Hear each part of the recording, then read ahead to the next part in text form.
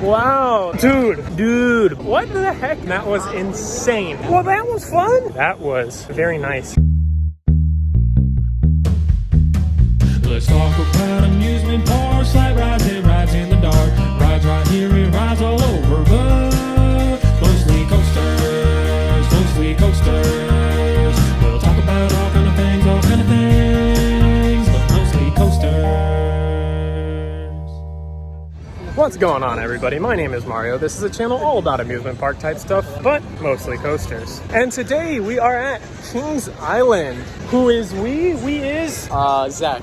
No, that's his name. What's your name? Mario? This is Drew from Parks Bros. I've been here once before, just for a couple of hours, but I'm so hyped to actually experience the park fully this time. Immediately, great first impressions off the bat. We walked into a parade going on, dipped into Skyline Chili, where we had a disgusting amount of cheese put into our belly before riding some coasters. It was fun though. It was fun to try a regional staple food. It was kind of gross, but in like a really yummy way, if that makes sense. It looks like first ride we're gonna do is Diamondback. Super excited to get back on this thing, because I barely remember it, to be honest.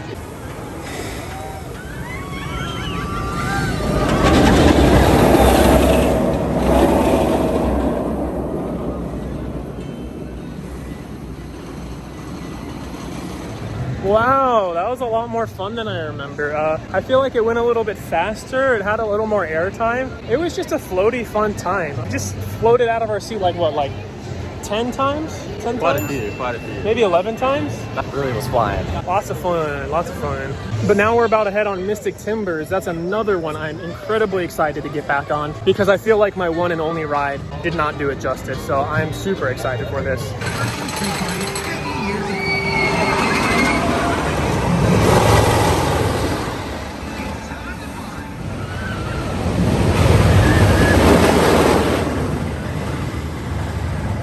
That was insane.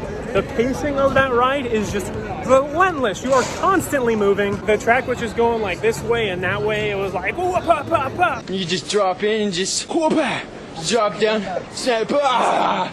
It was very mighty nice. It was zesty, you might even say. It fits. It fits. That's a good description, yeah. Next, we're gonna hit up Orion, the park's brand new for 2020. When did Orion open? 2021? I really don't remember. The years blend together. I think it was 20. No. Next, we're going on Orion, the park's new for 2020 ride. It's a B&M Giga Coaster, which is a coaster that has a drop of 300 feet or more. I went on my first B&M Giga Coaster earlier this year. Next up is Orion. I'm super excited.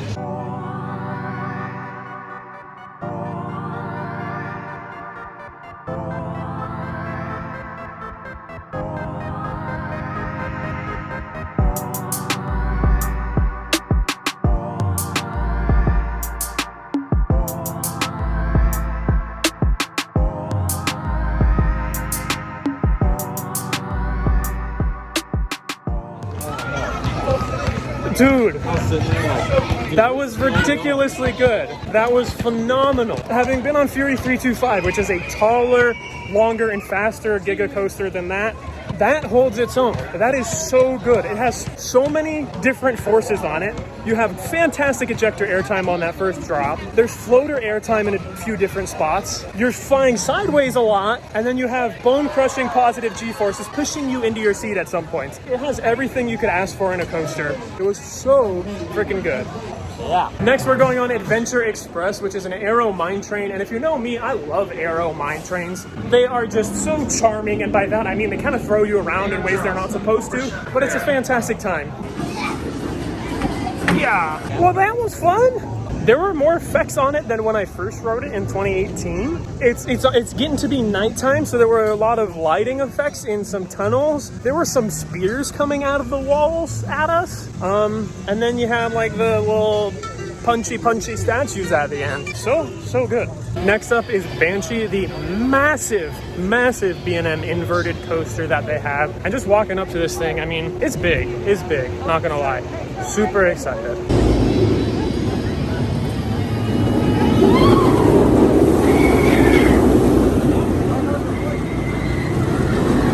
Dude, Banshee, That was very, very nice. It has some like more graceful elements than what you're used to on a B&M inverted coaster. So not everything is like super forceful pulling you down in your seat, but at the same time, it also has plenty of that in between some of the inversions. And the helixes towards the end, we're just ripping our faces off and pulling our legs down. I don't know, everything about it was really solid. And now we're going on the Bat, my personal favorite aero suspended coaster. And we literally just saw a bat. Yeah, great theming. Like they have live bats flying around just for the ride. It's so good. Stupid. And the Bat too. What the heck is wrong with this park? And by that I mean right with this park. And what is right with this park is, so far it's only been really fun rides. The Bat is definitely more of like a supporting coaster here. It's not like a star attraction. But even that being the case, it was phenomenal. It's super fast paced, great positive G-forces, and all in all, a really good time. Definitely more intense than other aero suspended coasters. Absolutely fantastic, don't overlook it. Also, as you can tell, the sun is definitely setting. You can't really see me at all. This park is really insanely pretty at night. Everything has its own unique light package. Honestly, a lot of which you can't see unless you're on the ride, so I can't show it off too much, but everything looks super awesome at night here. It is a vibe for sure. But what we are doing next and potentially last is a night ride on the legendary Beast. Probably the thing I was most disappointed not to get the first time I was at this park. So I am beyond excited to see if this coaster can be better than the slight disappointment that it was the first time I rode it.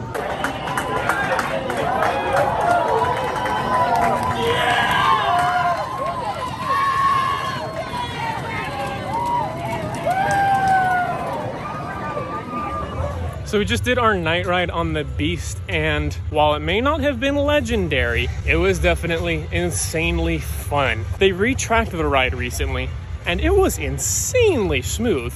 For an old wooden coaster, Drew and I sat in the very, very, very back, and it was not really bumpy at all. I don't know.